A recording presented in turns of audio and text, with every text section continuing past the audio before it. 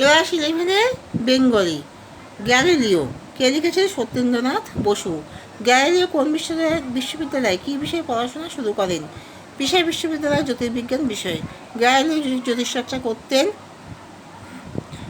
1952 সালে ছাত্রদের অনুরোধে। বাড়ি হয়ে উঠল ফ্যাক্টরি কারু সারা। এখানে গ্যালিলিও কার বাড়ির কথা এখানে বলা হয়েছে? গ্যালিলিও। গ্যালিলিওর হিতাকাঙ্ক্ষী শহীদ ছিলেন কে? কার্ডিনাল বেলারিমিন। গ্যালিলিও ডাক্তারিতে ভর্তি হওয়ার সময় বয়স হয়েছিল কত? 17। গ্যালিলিও কত সালে জন্মগ্রহণ করেন?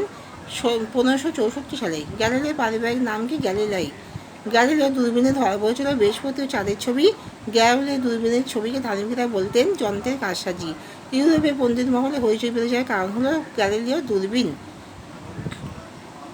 পোপ আদেশ দিলেন গ্যালিলিও আধুনিক বার্ষিকতে যে মত প্রয়োগ করেছিলেন তা পোপের মতের বিরুদ্ধে, তাই গ্যালিলিও যাতে মত পাল্টায় সে বিষয়ে পোপ কার্দিনাল বেলারিমিনকে আদেশ দিয়েছিলেন। তোমরা সবাই